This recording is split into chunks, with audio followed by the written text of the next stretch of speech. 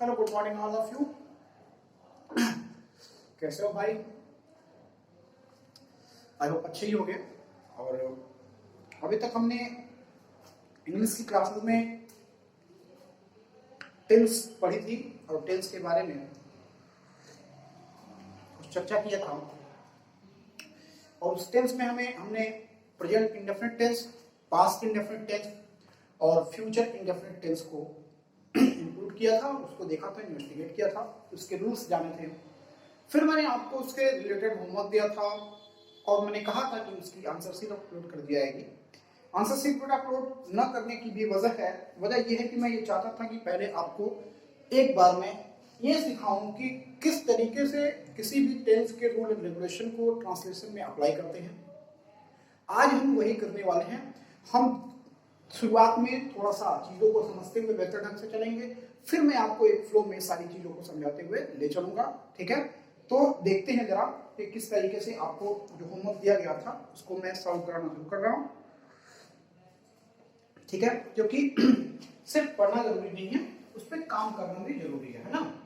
तो मैंने आपका जो प्रेजेंट इंडेफिनिट टेंस का कौन सा प्रेजेंट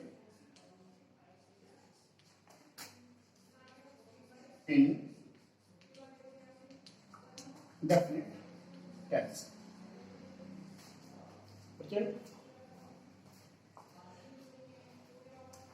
indefinite tense है ना। प्रेजेंट इंडेफिनिट टेंस का मैंने आपको सारी चीजें बता दी हैं और इससे रिलेटेड जो आपका वर्क था आज हम उसी पर काम करने वाले हैं। ठीक है, तो इसमें मैंने आपको एक्सरसाइज नंबर 27 जो दिया था, एक्सरसाइज नंबर 27 व्हाट्सएप पे आप चेक करना, आपको गया हुआ है ना ग्रुप में। तो एक्सरसाइज नंबर 27 में पहला क्वेश्चन जो था वो ये था कि प्रमोद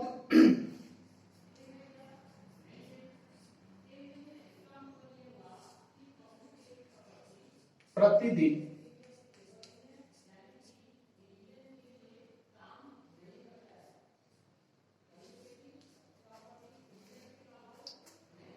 प्रातः काल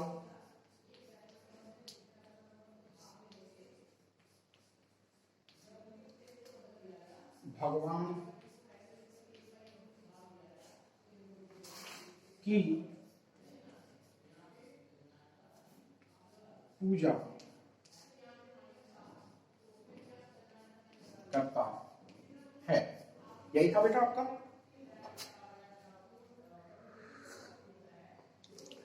आइए इन्वेस्टिगेट करें कि कैसे हम इसको चर्चा करें कि कैसे हम इसको ट्रांसलेट करते हैं और जिन जिन रूल्स को हमने पढ़ा उन रूल्स को हम किस तरीके से ट्रांसलेशन के टाइम हम अप्लाई करते हैं। देखो बेटा क्या है कि नोट्स बनाना, वीडियोस देखना बहुत आसान है ना।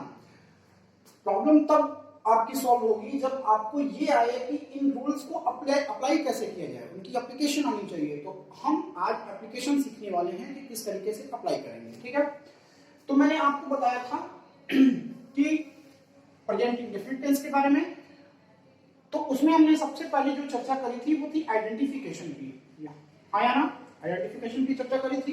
तो मैंने आपको बताया था कि वाक्यों के अंत में ता है, ती है, ते है आदि शब्द आते हैं।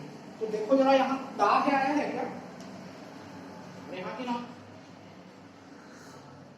आया है ना। इसका मतलब ये अपने आप पे कौन सा टेंस है? प्रेजेंट का इंडेफिनिट टेंस है। किस तरीके से शुरुआत करना है आपको, मेरी बातों पर आप ध्यान देना। देखो जैसे मैंने एक सेंटेंस लिखा, सबसे पहले मैं इसका क्या इन्वेस्टिगेट कर रहा हूँ कि कौन सा टेंस है। आइडेंटिफिकेशन से हमने देखा कि ता है, ते है, ती है में से कोई भी एक वर्ड हमें मिला हिंदी में, तो ता है जैसे ही हमें मिला हमने पता लगा लिया कि प्रेजेंट का इंडेफिनिट टेंस है। जब हम टेंस पता लगा चुके हैं तो अब हम इस बात का पता लगाएंगे कि ये सेंटेंस कौन सा है। क्या है? सेंटेंस कौन सा है। तो सबसे पहले हम ढूंढे कि क्या ये निगेटिव सेंटेंस है क्या। देखो क्रम से चलोगे, चीजों को बिल्कुल सिस्टमैटिक ढंग से समझोगे तो बहुत ही आसानी से चीजें समझ में आएंगी। देखो सबसे पहले हम किससे ढूंढे कि निगेटिव है क्या। निगेटिव के लिए क्या होना चाहिए वाक्य में? नहीं। तो क्या पूरे वाक्य में कहीं भी नहीं शब्द का इस्तेमाल किया गया है? आया ही नहीं है, तो यानी कि आपको ये निगेटिव नहीं हो सकता। दूसरा हम क्या हो सकता है? इंटेरोगेटिव क्या हो सकता है? इंटरोगेटिव। तो क्या इंटरोगेटिव है क्या? इंटरोगेटिव के लिए सबसे आसान तरीका बेटा क्या है? लास्ट में आपको क्या ढूंढना है? Question mark. ठीक है, क्या ढूंढना है? Question mark. तो क्या ये क्वेश्चन मार्क इसमें है क्या? नहीं है क्वेश्चन मार्क। आप सोच रहे हैं क्वेश्चन मार्क आप क्यों ढूंढवा रहे हैं? आपको क्वेश्चन वर्ड ढूंढवाना चाहिए। तो जरा आओ इस पर चर्चा करने, बेहोशी को खत्म करते हैं। मैं एक सेंटेंस लिख रहा हूं।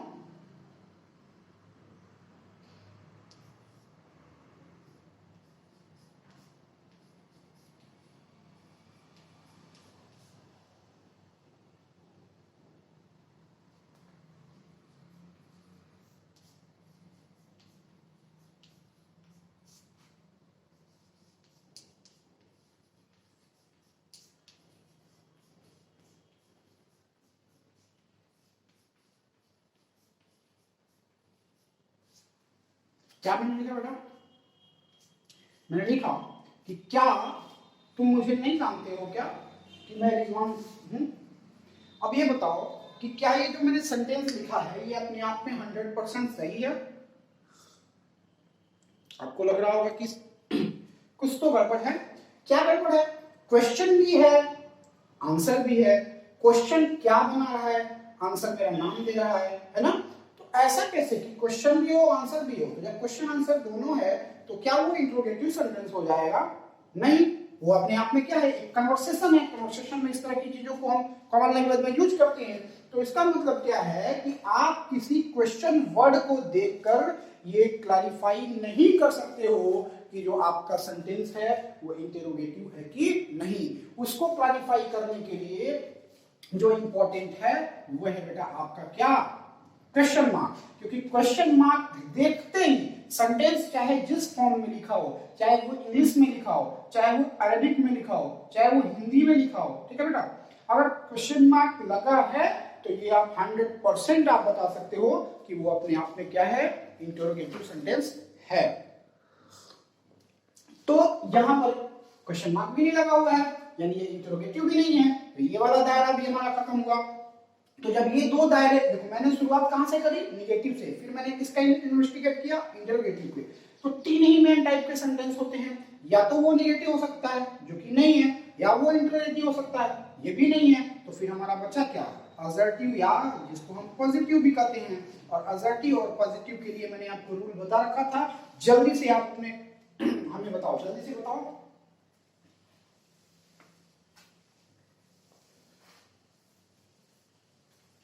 Very good. क्या रूल बताया था मैंने असर्टिव के लिए? कि सबसे पहले हम लिखेंगे सब्जेक्ट को। क्या लिखेंगे बेटा? सब्जेक्ट को। फिर हम लिखेंगे वर्ब के फर्स्ट फॉर्म को। क्या लिखेंगे? फर्स्ट फॉर्म को। फिर हम उसमें यस या यस जोड़ेंगे। ये यस या यस कब जोड़ेंगे? जब हमारा सब्जेक्ट क्या होगा? सिंगुलर। क्या होगा? सिंगुलर। यस या यस कब हम नहीं जोड़ेंगे? जब हमारा सब्जेक्ट क्या होगा? प्लूरल, है ना? यही हमने आपको बताया था। फिर उसके बाद हम क्या लिखेंगे? ऑब्जेक्ट को। क्या लिखेंगे? ऑब्जेक्ट को। क्या नहीं लिखेंगे? इज, एम, आर को। जस्ट इमेजिन, यही बताया था ना? तो अगर ये बताया था मैंने आपको तो अब हम इसी को अप्लाई करेंगे, है ना? तो अब जरा ट्रांसलेट करके देखें बेटा। सब्जेक्ट ढूंढने का तरीका मैंने आपको क्या बताया था कि वाक्य में आप क्या से कौन से क्वेश्चन करो। किसे क्वेश्चन करो? कौन से? कौन प्रतिदिन प्रातःकाल भगवान की पूजा करता है? प्रमोद करता है। या तो कौन या फिर क्या। क्या किससे किसे करना है? कौन से या फिर क्या से। कौन से जब आप क्वेश्चन करोगे तो सब्जेक्ट जो होगा वो लिविंग मिलेगा। क्या से जब आप क्वेश्चन करोगे तो जो सब्जेक्ट होगा वो नॉन लिविंग मिलेगा। तो और दूसरा सबसे आसान तरीका यह है कि जिसकी बात हो रही होती है किसी भी सेंटेंस में, जिसकी बात हो रही होती है ना बेटा, वही अपने आप में क्या होता है? सब्जेक्ट होता है। तो यहां हम बात किसकी कर रहे हैं? मिस्टर प्रमोद की कर रहे हैं। तो प्रमोद अपने आप में क्या हो गया? अरे बोलो, ये अपने आप में सब्जेक्ट हो गया। हमारा प्रॉब्लम सॉल्व हो गया। क्या प्रॉब्लम था हमारा? कि हमें सब्जेक्ट ढूंढना था। सॉरी, सब्जेक्ट ढूंढना था। तो सबसे पहले हमने लिखा क्या? प्रमोद। क्या लिखा बेटा? प्रमोद। ठीक है। फिर हमने लिखा क्या? प्रमोद उसके बाद सब्जेक्ट लिखने के बाद हम लिखेंगे वर्ब। वर्ब ढूंढने का तरीका मैंने आपको बता रखा है। क्या बता रखा है कि ढूंढो कि किसमें एक्शन हो रहा है। पूजा करना एक एक्शन है, प्रातः काल में कोई एक्शन है क्या, भगवान में कोई एक्शन है क्या, प्रतिदिन में कोई एक्शन है क्या, नहीं है ना। एक एक्शन सिर्फ काम सिर्फ पूजा करना ही हो रहा है इसमें।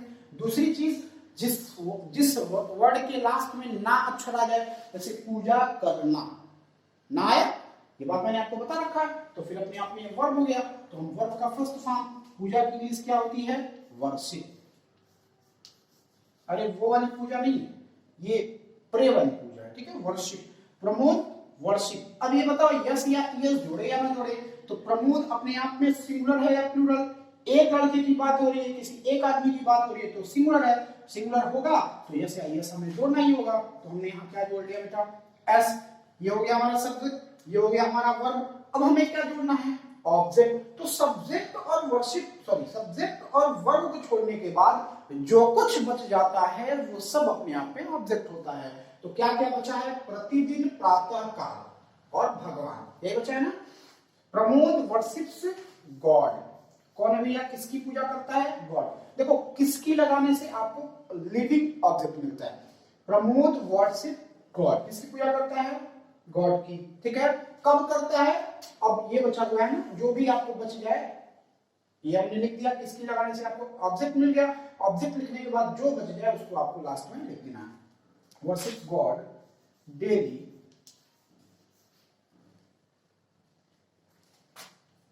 इन द मॉर्निंग,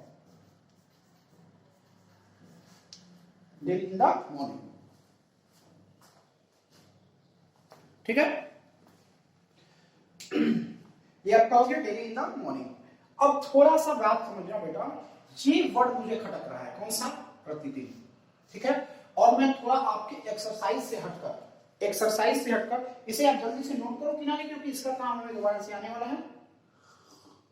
एक्सरसाइज से हटकर मैं एक क्वेश्चन लिख रहा हूं, ठीक है, क्योंकि यहां पर सिर्फ हम टेंस की बात तो करेंगे, टेंस का एप्लीकेशन तो सीखेंगे ही, साथ में ये भी सीखेंगे कि अगर कुछ एडिशनल चीजें आती हैं, क्योंकि एग्जामिनेशन हॉल में जब आप बैठते हो, कोई भी एग्जाम हो, चाहे वो बोर्ड्स के हों, प्री बोर्ड हो, कोई भी एग्जाम हो, तो उसमें आपको लॉजिकल चीजें पूछी जाती है, चीजों को मिला के पूछा जाता है, तो वहां पर आपको हर एक कंडीशन को जानना होता है ना। तो जरा देखना मैं क्या आपको समझाने वाला हूं। मैं एक और वाक्य लिख रहा हूं, ठीक है, हो सके तो आप भी साथ साथ लिखो। मैं लिख रहा हूं क्या, स्टार बना लेता हूं, क्योंकि ये इससे हमको समझना है इस वाक्य से। मैं हमेशा तुम्हें याद करता हूं। तुम्हें याद कर लिया है आयत की तरह, है ना। देखो जरा, मैं हमेशा तुम्हें याद करता हूं बेटा। यहां पर एक वर्ड आया हमेशा, यहां पर एक वर्ड आया प्रतिदिन। हमेशा और प्रतिदिन में क्या अंतर है, अब बताओ जरा मुझे, हमेशा और प्रतिदिन में क्या अंतर है। हमेशा और प्रतिदिन दोनों एक ही जैसे शब्द हैं। दोनों ये जो शब्द हैं, ये दोनों अपने आप में फ्रीक्वेंसी बता रहे हैं। क्या बता रहे हैं, फ्रीक्वेंसी। फ्रीक्वेंसी किसे कहते हैं, फिजिक्स में आपने पढ़ा होगा, फ्रीक्वेंसी का मतलब होता है जब चीजें अल्टर, बार बार एक ही जैसी पोजीशन में, जैसे आपने पढ़ा होगा, क्या बोलते हैं उसको, ऐसे कोई चीज ऐसे एक सेकंड में आए वापस जाए, आए वापस जाए, आए वापस जाए, तो एक सेकंड में जितनी बार ये घूम जाती है उसी को क्या कहते हैं, फ्रीक्वेंसी कहते हैं। मतलब सीधे सीधे आप समझो, फ्रीक्वेंसी का मतलब क्या हुआ है, एक ही चीज का बार बार रिपीटिशन। तो मैं हमेशा तुम्हें याद करता हूं, ये मेरी हैबिट है, मैं तुम्हें हमेशा याद करता हूं। रोज मैं इस एक्शन को रोज रिपीट कर रहा हूं, अक्सर रिपीट कर रहा हूं, है ना। तो ये आपको क्या बता रहा है, फ्रीक्वेंसी। तो अब ये समझना है कि ये भी फ्रीक्वेंसी है, ये भी फ्रीक्वेंसी है, लेकिन मैं इसको ट्रांसलेट कर रहा हूं, जरा देखना, फिर बातें क्लियर हो जाएंगी मैं कहना क्या चाह रहा था। आई ऑलवेज, देखो आई अपने आप में फर्स्ट पर्सन जो भी होता है, देखो फर्स्ट पर्सन आई और वी, ये फर्स्ट पर्सन होता है, यू आपका सेकेंड पर्सन होता है, और ही, शी, इट, दे, और कोई भी नेम, राधा, सीता, गीता, अभिषेक, रिजवान, है ना, कोई भी नेम ले लो बेटा आप, सारे के सारे जो नेम होते हैं वो थर्ड पर्सन होते हैं। तो आई और ये जो दोनों होते हैं ना, ये अपने आप में प्लूरल होते हैं। आई भी प्लूरल, सेकंड यानी first person plural, second person plural, और थर्ड पर्सन जो होता है आपका सिंगुलर होता है। क्या होता है? सिंगुलर होता है। तो आई चूंकि प्लूरल है, ठीक है, हमेशा की इंग्लिश हमने लिखा ऑलवेज, ठीक। उसके बाद याद करना, याद करने को हम क्या कहते हैं? मिस। रट्टा मारने वाला याद नहीं है ये बेटा, वो याद नहीं है, रटना नहीं है, रटने की इंग्लिश लर्न होती है, याद करना है ना। मिस कहते हैं ना, I miss you very much, वही है मिस, ठीक है, मिस। अब देखो, आई ऑलवेज मिस किसे करते हो? यू, तुम्हें, ठीक, आई ऑलवेज मिस यू। बेटा अब ये बताओ, यहां पर मैंने ऑलवेज को आई के साथ लिखा, यहां पर प्रतिदिन अंग्रेजी मैंने यहां पर लिखी थी, ट्रांसलेट किया था, मैं दोबारा से लिखूं क्या? देता हूं जल्दी से, promote worships God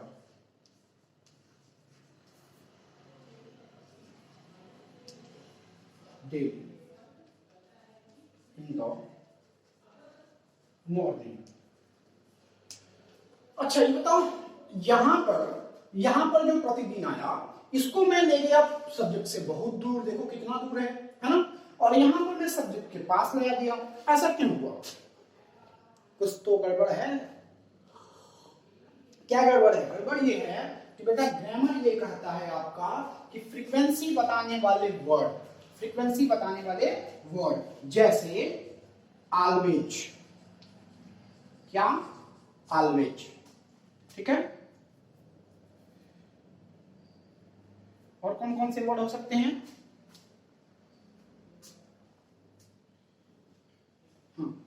usually, frequently, इस टाइप के जो आपके वर्ड हैं जो आपको फ्रीक्वेंसी बताते हैं, ठीक है, ऐसे वर्ड को हम हमेशा वर्ब से पहले लिखते हैं। कैसे लिखते हैं? वर्ब के, यानी पहले हम लिखेंगे फ्रीक्वेंसी बताने वाले वर्ड। क्या लिखेंगे? फ्रीक्वेंसी बताने वाले वर्ड प्लस वर्ब। क्या लिखेंगे? वर्ब। मतलब पहले फ्रीक्वेंसी वाले वर्ड आएंगे, फिर वर्ब आएगा। तो जरा देखो, ये सब्जेक्ट है, ये फ्रीक्वेंसी बताने वाला वर्ड है जो आपको बता रहा है कि किसी काम को आप बार बार रिपीट कर रहे हो। फिर ये क्या है? मिस करना अपने आप में क्या है? वर्ब है। तो वर्ब से पहले मैंने लिखा या नहीं लिखा?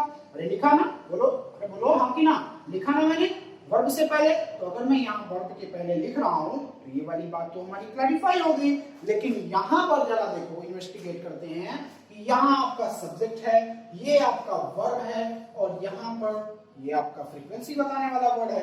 तो यहां पर तो मैंने वर्ब के बाद लिखी, तो ये वाला रूल तो फ्लॉप हो गया, जबकि ग्रामर में ऐसा तो नहीं होना चाहिए। तो क्या ये एक्सेप्शन है? नहीं बेटा, एक्सेप्शन नहीं है। एक पॉइंट और आपको याद रखना है। क्या याद रखना है? इसीलिए मैं इसको लिया हूं। देखो, अगर सिर्फ आपको लेक्चर दिया जाए, रूल्स बताया जाए, तो बड़े आसानी से चीजों को खत्म किया जा सकता है। लेकिन हमें आपको पढ़ाना नहीं, आपको सिखाना है। आपको टेंस में सिखा रहा हूं, कैसे अप्लाई करेंगे, कहां कहां चीजें आपको परेशान करती हैं।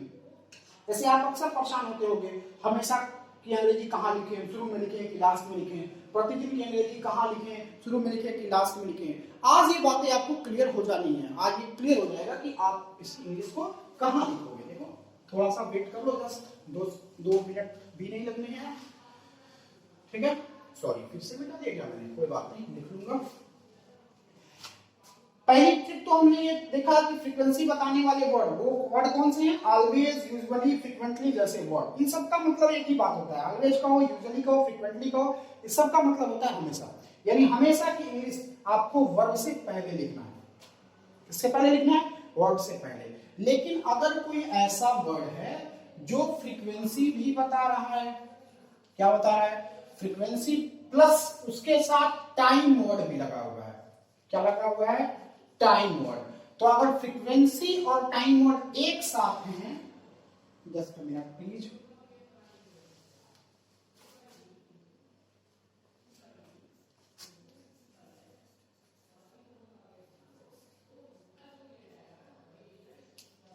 फ्रीक्वेंसी और टाइम वर्ड एक साथ हैं तो ऐसे चीजों को बेटा हम सेंटेंस के लास्ट में लिखते हैं। कहां लिखते हैं?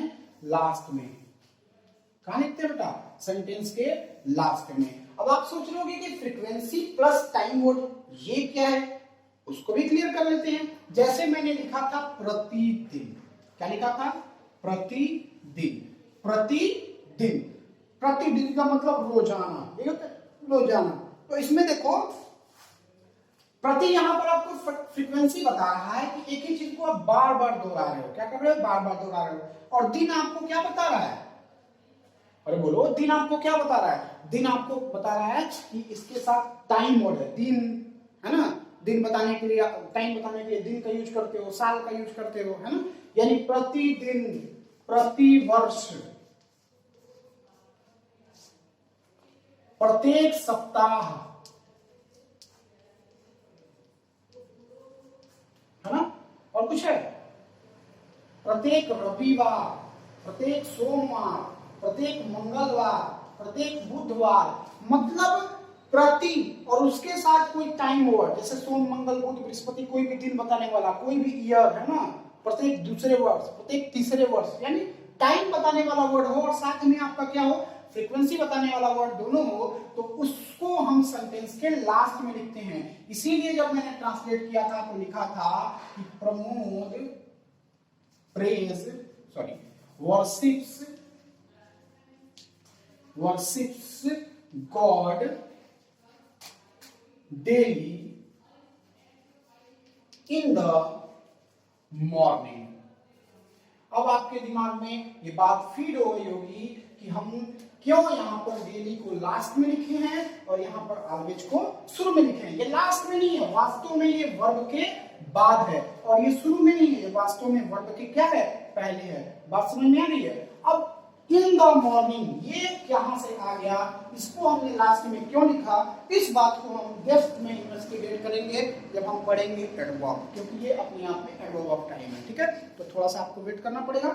इस चीज को हम और ज्यादा क्लैरिफाई करेंगे जब हम एडवर्ब पे पहुंचेंगे। देखो क्या होता है ना कि चीजें एक दूसरे, पूरी ग्रामर एक दूसरे से जुड़ी हुई है। आज मैं आपको टेंस पढ़ा रहा हूं, कल आपको पार्ट्स ऑफ स्पीच पढ़ाऊंगा, तो ये सारे रूल्स कहीं ना कहीं वहां अप्लाई होंगे, क्योंकि वहां पर भी मैं सेंटेंस लिखूंगा तो वहां पर आप क्या होगे? तो रिवाइज करोगे। अच्छा, जो चीजें यहाँ छूट जाती है उसको आप हैशटैग करके लिखना, याद रखना। मैं जब वहां पढ़ाऊंगा तो आपको उन चीजों की चर्चा में करूंगा। ठीक है बेटा, अगला मैं लेता हूँ, एक ही समझाने में बहुत टाइम लग गया, अगला लेता हूँ जल्दी से।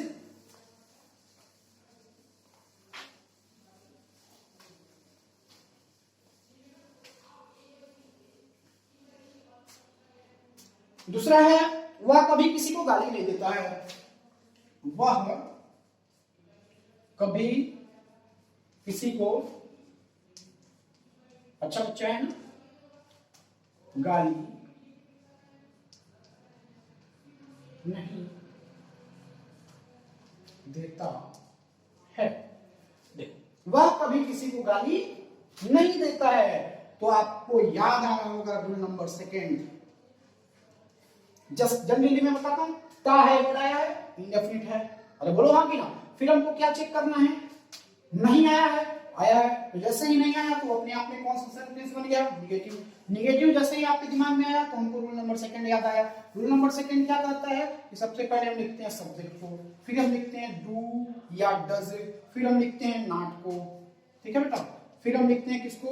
नॉट को। नॉट को लिखने के बाद हम लिखते हैं वर्ब के फर्स्ट फॉर्म को, फिर हम लिखते हैं ऑब्जेक्ट को, और सबसे लास्ट में क्वेश्चन मार्क लगा देते हैं। Am I right? Very good. I am wrong, क्योंकि हम यहाँ पर क्वेश्चन मार्क नहीं लगा सकते हैं, ये तो निगेटिव है, इंट्रोगेटिव थोड़े ना है। इंट्रोगेटिव रहता तो क्वेश्चन मार्क लगाते। ठीक है, अब देखो सब्जेक्ट डू या डज।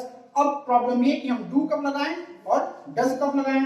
तो डू तब लगाएंगे जब सब्जेक्ट आपका प्लूरल होगा, और डज कब लगाएंगे? जब सब्जेक्ट आपका सिंगुलर होगा। क्लियर? ठीक है बेटा। अब देखो वाह, सबसे पहले हमने सब्जेक्ट देखा, वाह, वाह की अंग्रेजी ही अपने आप में सिंगुलर है कि प्लूरल? अरे बोलो, बोल भी दो, क्या है? सिंगुलर है। तो जब सिंगुलर है तो फिर हम इसके साथ क्या लगाने वाले हैं? Does not. He does not. हो गया हमारा। सब्जेक्ट हमने लिखा, डज नॉट लिखा, फिर हमको वर्ब का फर्स्ट फॉर्म ढूंढना है। वर्ब वर्ब क्या है इसमें? गाली देना। क्या वर्ब है? गाली देना। ना वर्ड जिसके लास्ट में है वो अपने आप में वर्ब है। तो गाली देना, गाली देने की इंग्लिश क्या होती है? एब्यूज। क्या होता है? एब्यूज। हो गया? He does not abuse.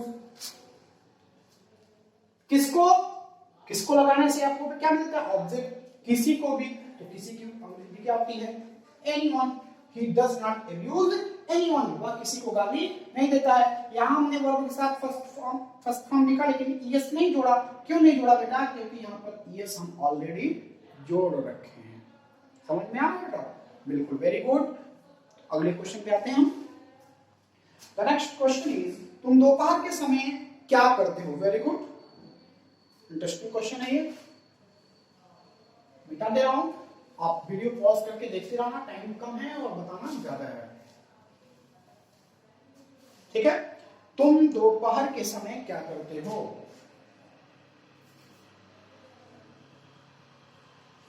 तुम दोपहर के समय क्या करते हो? है ना? हमने क्या देखा? सबसे पहले मैंने आपको बताया कि क्या ढूंढेंगे? ता है, ती है, ते है। तो ते हो वर्ड आ गया, ये इंडेफिनिट तो है ही। इंडेफिनिट किसका है? प्रेजेंट का है। यहां तक बात क्लियर। फिर हम सेंटेंस ढूंढेंगे। निगेटिव के लिए हमने नॉट ढूंढा, नॉट नहीं कहीं पर भी आया ही नहीं है। जब नहीं आया तो निगेटिव नहीं हो सकता। निगेटिव नहीं आया तो फिर हम क्वेश्चन वर्ड, क्वेश्चन मार्क ढूंढेंगे। क्वेश्चन मार्क जैसे हमने ढूंढा, बातें क्लियर हो गई। ये अपने आप में क्या है? इंट्रोगेटिव। जब इंट्रोगेटिव है तो हमको रूल नंबर 3 याद आया। कौन सा याद आया? Rule number 3। अच्छा जरा ये बताओ, इंट्रोगेटिव में भी 2 टाइप के इंट्रोगेटिव हुआ करते थे। कितने टाइप के? 2 टाइप के। पहला जो इंट्रोगेटिव था उसे हम कहते थे ओपन एंडेड, और दूसरा जो इंट्रोगेटिव था उसे हम कहते थे क्लोज एंडेड। तो ये ओपन एंडेड और क्लोज एंडेड दोनों में से कौन सा है?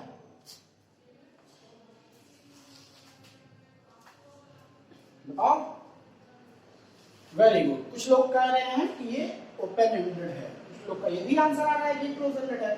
बेटा क्लोज एंडेड वाले सबके सब गलत हो। ये ओपन एंडेड है, इसलिए ओपन एंडेड है क्योंकि मैंने आपको पहचानने का तरीका भी बता रखा है कि अगर क्वेश्चन वर्ड वाक्य के बीच में आए। कहां है? वाक्य के बीच में। क्या क्वेश्चन वर्ड है वाक्य के बीच में आया तो ये अपने आप में ओपन एंडेड होगा। क्यों ओपन एंडेड होगा? क्योंकि मैं तुमसे पूछूं, तुम दोपहर के समय, यहां मान लो क्लास 9 के सारे बच्चे बैठे हुए हो, मैं तुम सबों से एक साथ पूछूं, भाई बताओ तुम दोपहर में क्या करते हो? कोई कहेगा मैं आम तोड़ने जाता हूँ, कोई कहेगा मैं तो ऐसे सो लेता हूँ, कोई कहेगा क्या कहेगा मैं तो खेलते रहता हूँ, कोई कहेगा मैं तो पढ़ता हूँ, है ना? कोई कहेगा मैं स्कूल आता हूँ। तो सबके अलग अलग आंसर हो सकते हैं। जब अलग अलग आंसर हैं, एक से ज्यादा आंसर पॉसिबल है, तो जब आंसर की पॉसिबिलिटी एक से ज्यादा है तो फिर वो अपने आप में क्या होगा बेटा? ओपन एंडेड होगा। ओपन एंडेड के लिए हमने आपको बताया था कि सबसे पहले हम लिखेंगे किसको? क्वेश्चन वर्ड को। क्या लिखेंगे बेटा? क्वेश्चन वर्ड को। फिर हमने आपको क्या बताया था कि फिर हम लिखेंगे डू या डज को। किसे लिखेंगे? डू या डज को। फिर हमने आपको क्या बताया था कि डू या डज लिखने के बाद हम लिखेंगे किसको? सब्जेक्ट को। ठीक है? फिर हम किसको लिखेंगे? वर्ब के फर्स्ट फॉर्म को। फिर हम किसको लिखेंगे? ऑब्जेक्ट को। फिर हम लगा देंगे फुल स्टॉप। सही कह रहा हूं क्या? Very good. फुल स्टॉप नहीं लगा सकते हैं क्योंकि सारा गेम बिगड़ जाएगा बच्चा अगर आपने यहाँ पर फुल स्टॉप लगा दिया, क्योंकि ये क्वेश्चन मार्क ही डिसाइड करता है कि कोई भी सेंटेंस क्वेश्चन इंट्रोगेटिव होगा कि नहीं होगा। मैं इसका एग्जांपल देके आपको लेक्चर की शुरुआत में समझा देता हूँ। ठीक है? अगर नहीं समझ में आया तो लेक्चर आप दोबारा से देखो, समझ में आ जाएगा।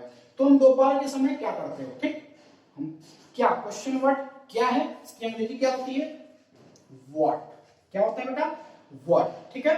व्हाट। फिर हम लिखेंगे डू लिखें या डज लिखें, तो तुम अपने आप में सेकंड पर्सन है। ठीक है? तुम अपने आप में सेकंड पर्सन है, और जब सेकंड पर्सन है तो सेकंड पर्सन अपने आप में प्लूरल होता है। प्लूरल के लिए लिखते हैं क्या? Do, what, do. उसके बाद हम लिखेंगे सब्जेक्ट। सब्जेक्ट हो गया तुम। फिर करना। करने की इंग्लिश क्या होती है बेटा? करना। करने की इंग्लिश होती है डू। फिर कब करते हो? दोपहर में, एट नून। अब जरा एक बात बताओ, इस वर्ड को देखो, ध्यान से देखो, इसको भी देखो, इन दोनों में कुछ भी अलग है क्या? दोनों सेम है भाई, दोनों सेम है। तो एक ही जैसे वर्ड को दो बार लिखने की क्या जरूरत है बेटा, इसी को कहते हैं फंक्शनल ग्रामर, क्योंकि ये दोनों वर्ड हैं तो सेम, लेकिन दोनों के प्लेस अलग अलग होने के साथ साथ ये दोनों अपना एक्शन भी अलग अलग कर रहे हैं। यहाँ पर ये जो डू है ये अपने आप में हेल्पिंग वर्ब के लिए आया है, यहाँ पर ये जो डू है ये अपने आप में मेन वर्ब के लिए आया है, यानी एक ही वर्ड एक ही सेंटेंस के अंदर अलग अलग काम कर सकता है बेटा, इसी को तो कहते हैं फंक्शनल ग्रामर। और लेक्चर की जब मैंने फर्स्ट लेक्चर आपको पढ़ाया था उस समय भी बताया था मैंने आपको कि मैं आपको क्लासिकल ग्रामर नहीं पढ़ा रहा हूं, मैं आपको क्या पढ़ा रहा हूं, बल्कि सिखा रहा हूं बेटा, आपको क्या सिखा रहा हूं, बोलो, अरे बोलो, क्या सिखा रहा हूं, फंक्शनल ग्रामर, ठीक है। तो ये हमारा हो गया क्वेश्चन, ये समझ में आ गई बात। तो ये तीन चीजें आपको मतलब शुरुआत की तीन मैंने बहुत आराम से समझाए, क्यों, क्योंकि बिल्कुल अभी आप ओपनर थे, है ना, अब आपको चीजें समझ में आ गई होंगी। अब मैं जल्दी से जो भी मैंने आपको वर्क दिया था सबको ट्रांसलेट करके बता देता हूं, ठीक है। फिर आप अपना क्या करोगे बेटा, फिर मिला लेना कि आपका कितना सही है, और वीडियो के लास्ट में आपका कमेंट बॉक्स आता है किसकी कितने सही हुए, ठीक है, पढ़ाने से कितना आपको समझ में आया है, आप जरूर कमेंट करना, I will wait for your comment, okay. अगला है, मैं जल्दी से लिख लेता हूं,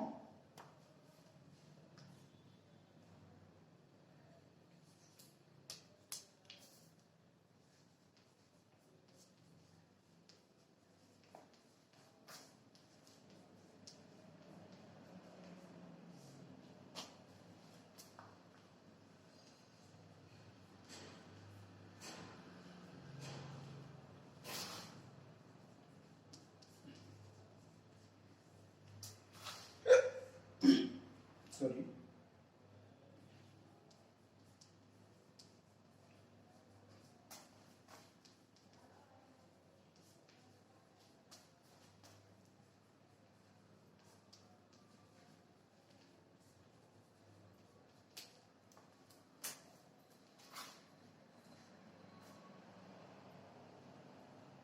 शायद ये कोई छूट गया है क्या, 3 4, ये 4 था बेटा, ये 4 है, ये 5 है, और ये नेक्स्ट 6।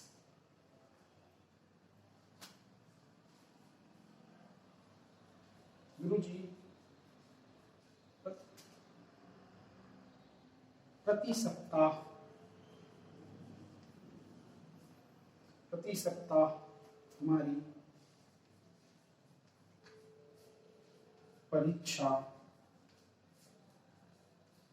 लेते हैं, ठीक है।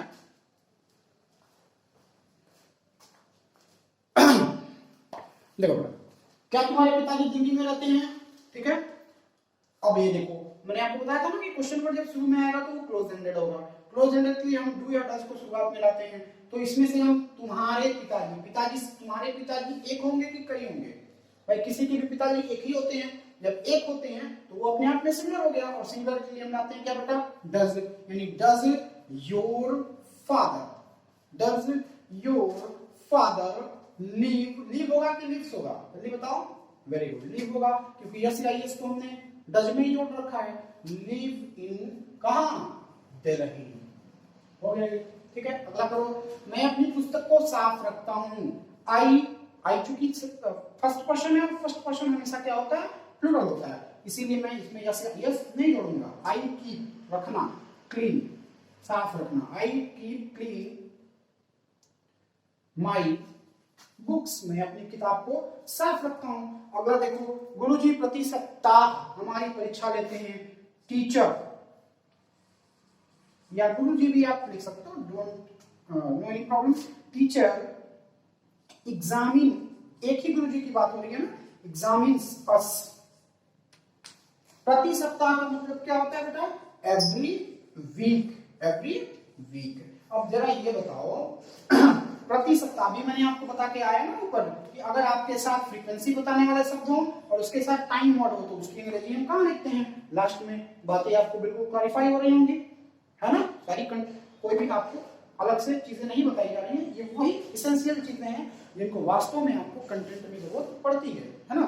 तो ये आपका हो गया फिर अगला मैं बता रहा हूं, अब मैं हिंदी में लिखूंगा, सीधे इंग्लिश में ट्रांसलेट करूंगा, ठीक है। आप उसको अपने कॉपी, जो भी आपने कॉपी पर सॉल्व किया होगा उसको मिलाना और कमेंट बॉक्स में कमेंट बताना, ओके। अगला है 7th नंबर, मेरे माता जी मुझे प्यार करती हैं, माई मदर, एक ही होती है मम्मी जी भी, ठीक है। माई मदर, तो क्या करेंगे हम इसके ऐसे जोड़ेंगे, loves me, my mother loves me.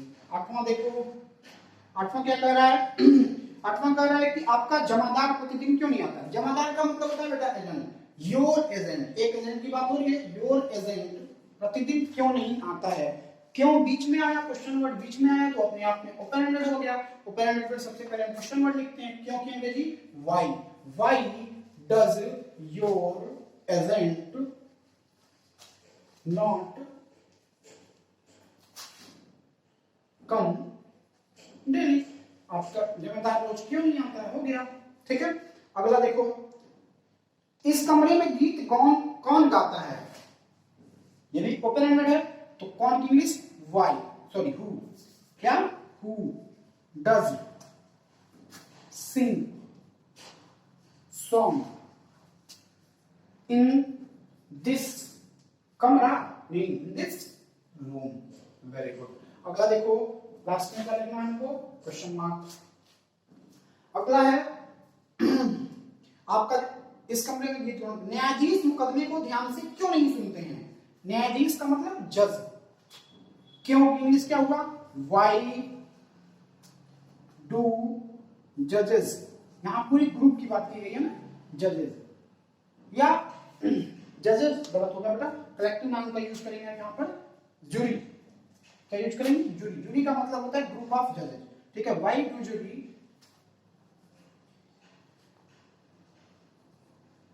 Not hear, hear मतलब सुनना, H-E-R हियर मतलब यहां, H-E-R हियर मतलब सुनना, here the cases, the case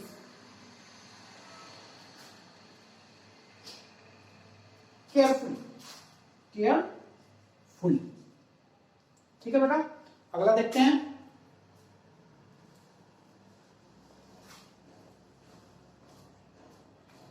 अगला है चपरासी 9:45 बजे दूसरी घंटी बजाता है।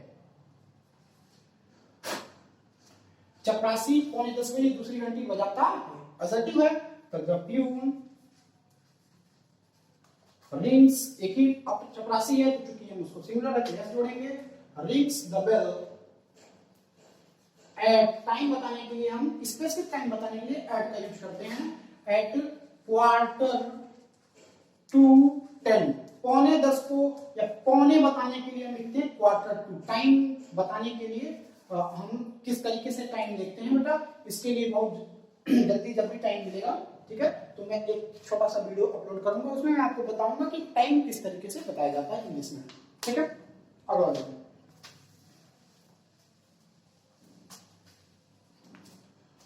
थोड़ा सा और बचा हुआ है, आप दिन भर में कितनी बार चाय पीते हो, ओपन एंडेड है ना, तो क्या लिखोगे, how many times, how many times, ये आपका क्वेश्चन वर्ड हो गया। फिर हम लिखेंगे किसको, डू या डज को, डू यू, क्यों, क्योंकि यू अपने आप में सेकंड पर्सन है, और सेकंड पर्सन क्या होता है, प्लूरल होता है। How many times do you drink tea in a day, एक दिन में आप कितनी बार चाय पीते हो। अगला देखो बेटा, अगला क्या कह रहा है, हमारे पिताजी सदा सत्य बोलते हैं, देखो ऑलवेज आ गया ना, सदा, ऑलवेज हमेशा, ठीक, हमारे पिताजी, माई आवर फादर। अब आपको देख के लग रहा होगा कि आवर फादर का मतलब तो ये प्लूरल हो गया आवर, बेटा मेन जो फैक्ट है वो क्या है, फादर की बात हो रही है, आवर की नहीं। तो जब फादर की बात हो रही है तो मेन सब्जेक्ट आपका क्या है, सिंगुलर, सिंगुलर है, तो आवर फादर ऑलवेज, सदा की अंग्रेजी, हमेशा की अंग्रेजी हम वर्ब से पहले लिखते हैं, तो हमने लिखा क्या, ऑलवेज टेल्स ट्रुथ, है ना बेटा, टेल्स ट्रुथ। अगला लास्ट है शायद, नहीं एक और बचा हुआ, आप कितनी भाषाएं जानते हो? हाउ मेनी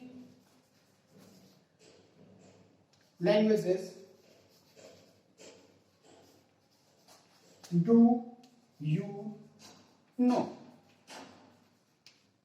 बेटा समय की किल्लत है, मैं आपको बहुत जल्दी इस पर भी आऊंगा कि अभी इस वीडियो में तुम्हें अगले लेक्चर में कोशिश करूंगा, या जब भी कभी भी टाइम मिलेगा तो मैं कोशिश करूंगा कि हाउ मेनी और हाउ मच पर एक स्पेशल आपको वीडियो प्रोवाइड कराना पड़ेगा, क्योंकि ये इसके साथ कुछ केसेस हैं, ठीक है? फिर मैं आपको वहां पर डिटेल में समझाऊंगा। फिलहाल आप इतने से काम चलाओ, क्योंकि ग्रामर में हर एक पॉइंट पर कुछ ना कुछ कंट्राडिक्शन होता ही होता है। और लास्ट बट नॉट लीस्ट, क्या आप प्रतिदिन रेलगाड़ी से दिल्ली जाते हो? डू यू, प्रतिदिन है ना, फ्रीक्वेंसी प्लस टाइम वर्ड, तो उसको हम लिखेंगे लास्ट में।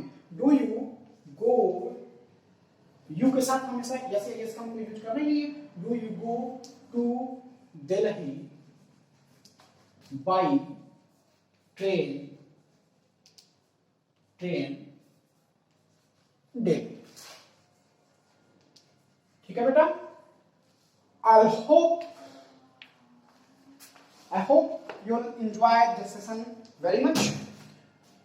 नेक्स्ट सेशन में मैं आपको बताऊंगा फ्यूचर इंडेफिनिट और पास्ट इंडेफिनिट के जो मैंने आपको वर्क दी हैं उसको किस तरीके से अप्लाई करेंगे, और चीजों को वहां पर भी और अधिक डेप्थ से हम इन्वेस्टिगेट करेंगे।